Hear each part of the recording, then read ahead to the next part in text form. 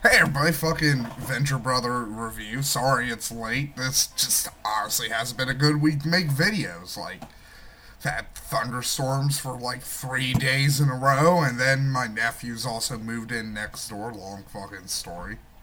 And I've been on Skype calls just yelling at people. I'd also like to take just a quick moment to be like, fuck you to Big Lundy, Darth Von fucking numbers, Vader, and fucking I Kylance. Fuck you guys. Like, just seriously, fuck you for your whole insistence that I have to hide my goddamn inner beauty. Like, fucking me? Hide my fucking inner beauty. Fucking sorry. I don't want to get into that right now. Maybe at a later fucking date. So, anyways, I fucking loved this episode. This is probably currently, right now, my favorite episode of the season. Because I love. This episode did two things I really love. One, I love getting glimpses at original Team Venture. And two, I love when they show how tragically fucked up Rusty's childhood is. It's just, and I'm gonna be honest, this episode, and yeah, there's been a lot of episodes that have made us empathize with Dr. Venture, but this episode, more than any, has really made me feel fucking bad for the things that Rusty went through as a kid. Like, Jonas Sr., fucking irredeemable fucking scumbag. Like, I'm not joking. Like, at the end of the episode when they had the little stinger and fucking, like, Jonas Sr. was attacking fucking Georgios, I threw an empty can of soda and I was like, no! No, don't fucking attack him! You fucking cockmongrel! Like, these fucking Greeks in the 3 days they had Rusty kidnapped showed more fucking love and more concern for this fucking child than you ever did throughout his entire childhood. You fucking piece of garbage! I really hope. I was like I was kind of bummed, like how I think it was, it was the last episode, Sphinx Rising, where they kind of sort of hint at fucking Monarch and fucking Rusty's background, why they hate each other, and like that's one of the things I don't want them to explain because I think it's just a lot funnier that we don't know why Monarch hates him. That just makes the level of anger at him. Like, I even think it's funny that the Monarch really doesn't even know why he fucking hates Dr. Venture as much. Like, that's just very fucking humorous to me. One of the other things I was like, they shouldn't show was Jonas Sr.'s death. But now, after this one, I really fucking hope they show him die. I really fucking do. And I hope it's the most embarrassing, unglorified fucking way to go. I hope his death makes fucking Elvis Presley's and fucking David Carradine's look like noble fucking sacrifices. Like, Jonas Venture is a fucking goddamn piece of... Like, seriously, I hate him. He is unredeemably fucking shitty. Like, seriously, like, this episode really just, like, fucking brought back emotions of, like, the shitty father who doesn't fucking care whatsoever, and, like, just how fucking dismissive he was. And seriously, like, the fucking Greeks! They fucking kidnapped him and they cared more about it. And I know some people will probably be like, well, they cared more about his money. But look at it. They had the pictures for 20 fucking years before he showed up again. They kept those fucking pictures of fucking Rusty, so they must have fucking liked him. And at the end there, like, they didn't, like, if they just really cared about the money, they could have actually fucking sold the fucking island and the stupid made-up belief festival to fucking St. Cloud, and just been like, hey, Rusty, look, like, we just did this because we hate your And that's the other thing. It's like, they weren't malicious. Like, the only maliciousness here in keeping Spanakopita going was they wanted to get back at Dr. Venture. The original, well, not the original, because, the one with the orb is the oldest Dr. Venture at fucking... Well, no, wait, he wasn't a doctor. He was a colonel. I forgot that.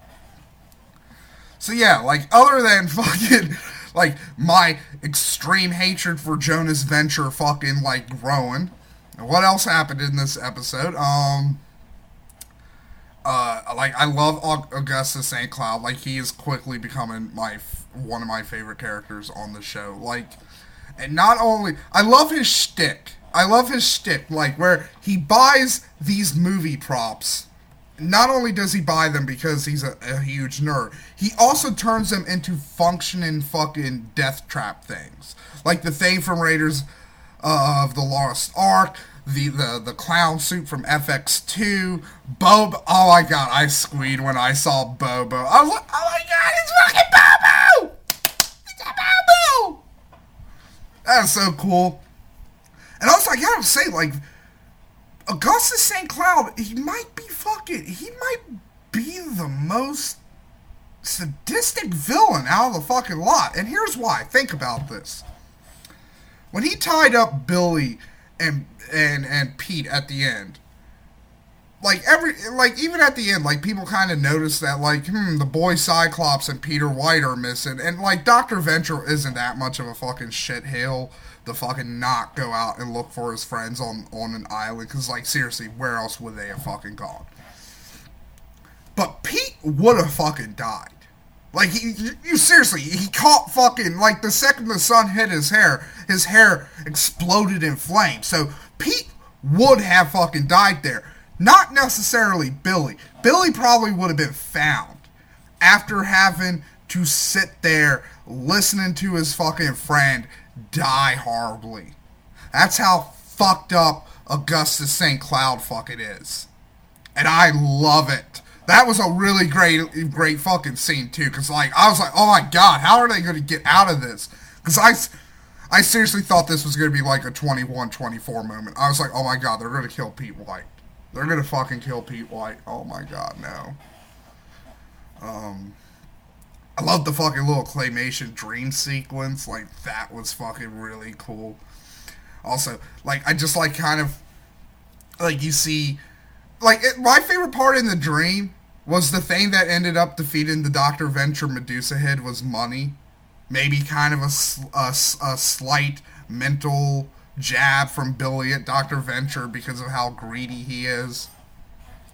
One thing about that dream I didn't understand, though, was the inclusion of the original Team Venture. Because it's like, well, Billy Quizboy wouldn't have known all of that, because, like, Doc didn't tell them the story at the beginning, because, like, he only hinted at the fact that this was his solo venture, and it wasn't until he was on the island did he disclose, like, the whole Lost at Sea fucking shit. So that was kind of weird, and it kind of made me think that maybe it's just there to kind of throw you off, like, to think, oh, you're getting a fucking Dr. Venture dream sequence, which you haven't had for a while. I think the last one we had was in season 3. Although technically that wasn't a dream sequence, because that was when, like, Henry Killinger put him in his magic mutter bag and stuff. What else? Like, I really love Georgios. Like I said, like, those fucking, like, those Greeks showed more love and affection for fucking Rusty than probably, other than Kano in the original Team and that's the other thing that fucking, like, the fucking disgusted me about Jonas Sr. there. It's like, Kano was like Rusty's dedicated bodyguard.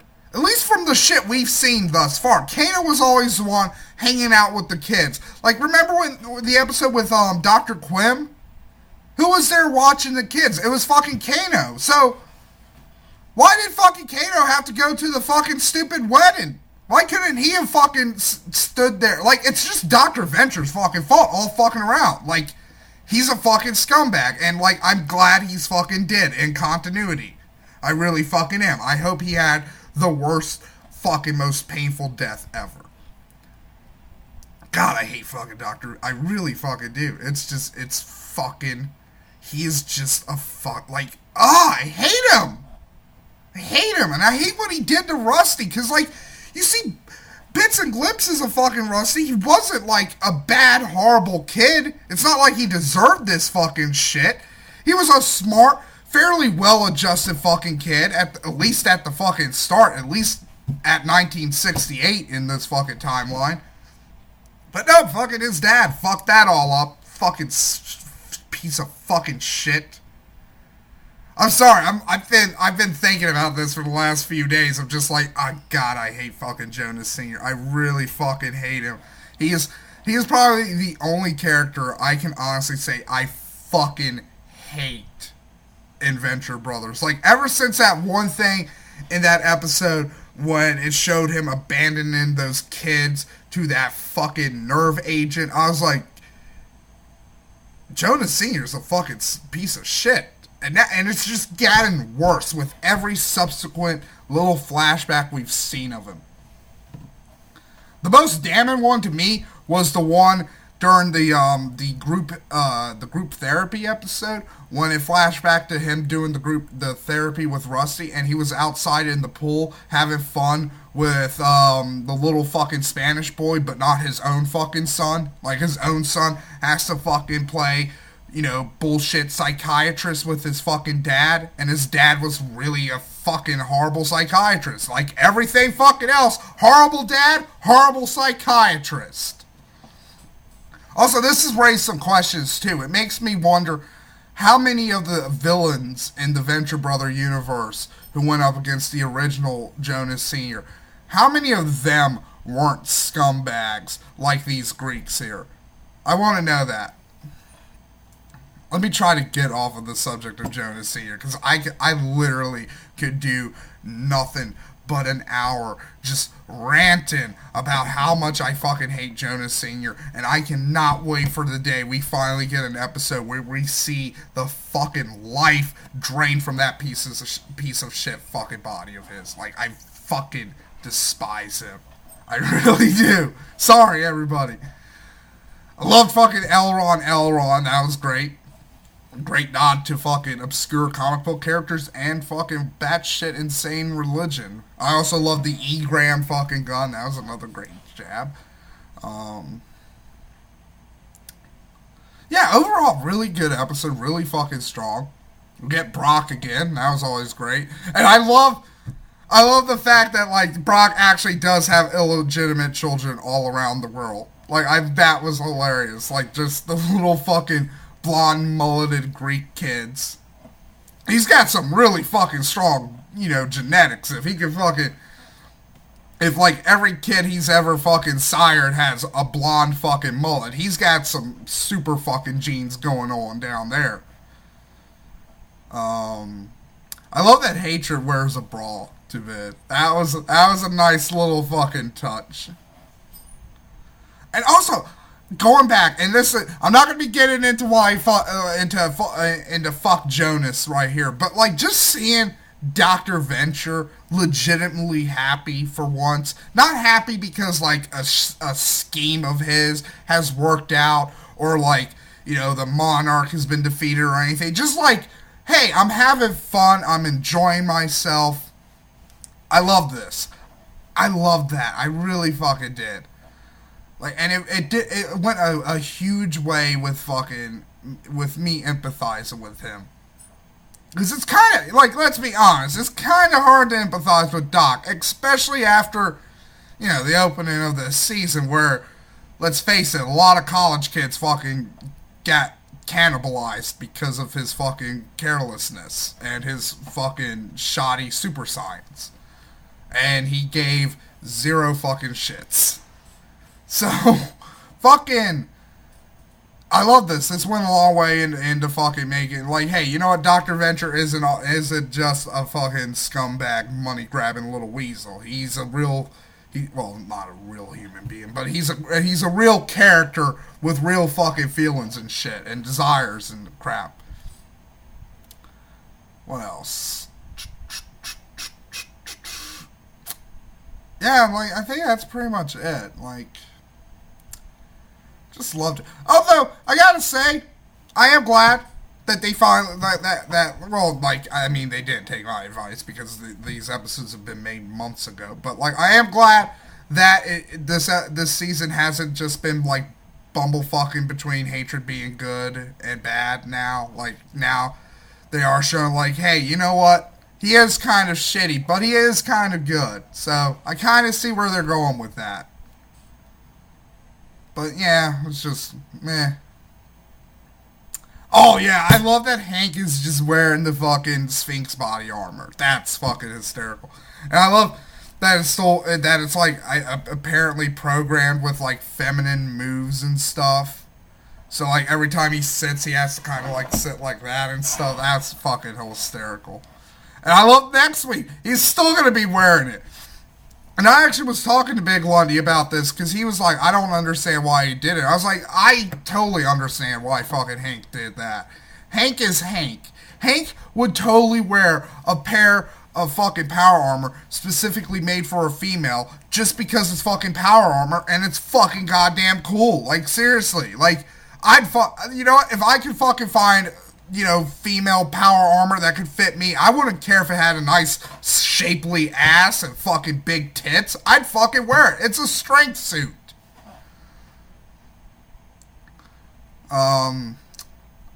Also like Billy. Billy's a boss, and I gotta say, it kind of leads me to think like something bad's gonna be happening to Billy and Pete this season at the end. Like something fucking bad. Like they've become way too fucking competent over these last few fucking seasons. It's just like something bad's gonna happen. Either Billy's gonna be killed or White is. Because that's how Venture Brothers works. They make you love these fucking characters, and then they kill them. Like, seriously, I'll never forgive them for fucking 24. I never will. Never. Like, those are my rambling thoughts on this episode. Just, you know, it pretty much just boils down to Jonas Sr. was a monster. And it's a good thing he is fucking dead. Because, like, imagine how much more fucked up Rusty would have been if he hadn't had fucking died when he was in college. Like, Rusty probably, just because of nepotism alone, would have been put into some kind of big fucking scientific thing, and then he would have bumblefucked it because he's, you know, he's not a good super scientist. He's a good boy adventurer, not a good super scientist. So, yeah, like, just fuck Jonas Sr. That's pretty much it. Just fuck Jonas Sr. and Spanakopita.